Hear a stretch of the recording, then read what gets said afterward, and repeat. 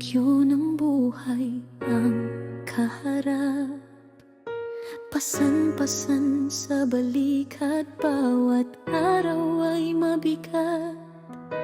Kuryente, tubig na nakabang, buwan-buwang kailangang paglaanan.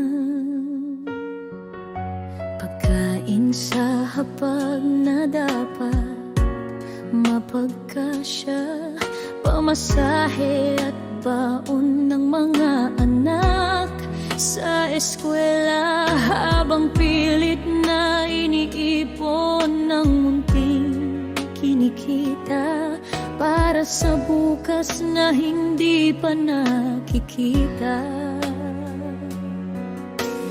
Dati akala ko'y madali lang ang lahat.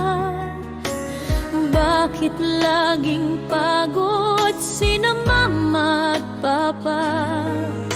Ngayon ako'y nasa parehong landas, at saka ko lang nakita ang bigat ng bukas.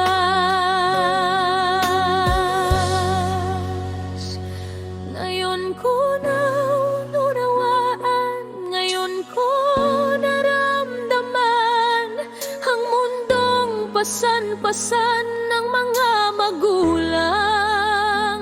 Ngayon ko nakita ang luha sa likod ng ngiti, mga pangarap na isinantabi para sa aming mga mithiin. Ngayon ako naman ang sinusubok ng panahon, hinahampas ng unos, ngunit pilit bumabangon. Sa bawat gabing kulang ang pahinga at pag-asa, mas lalo kong naunawaan ang sakripisyo nila.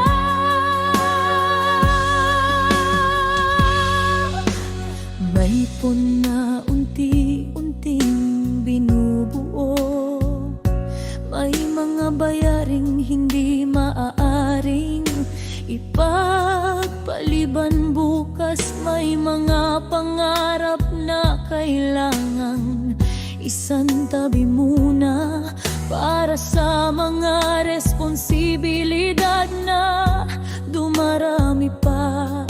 Minsan gusto kong sumuko, minsan gusto kong huminto, kapag ang bigat ng mundo'y tila sobra na sa puso. Pero naaalala ko sina mama at papa noon, tahimik na lumalaban kahit sugatan ng damdamin.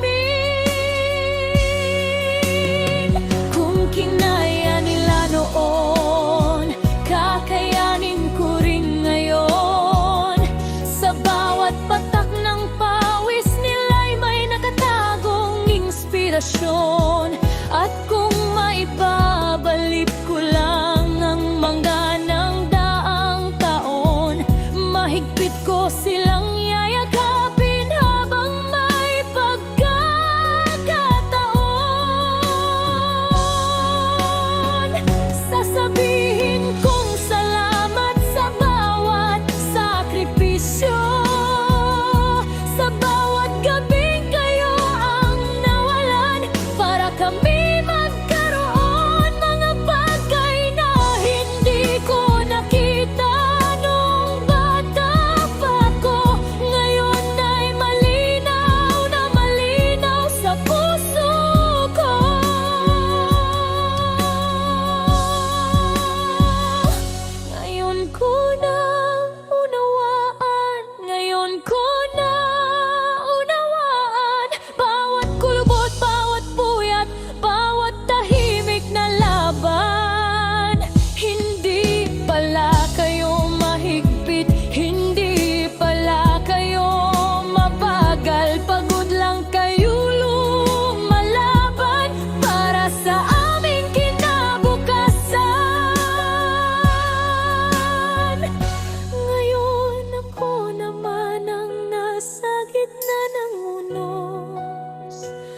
At ngayon ko naririnig ang tibok ng inyong puso. Salamat Mama, salamat Papa. Ngayon ko naunawaan ang lahat ng inyong inalay.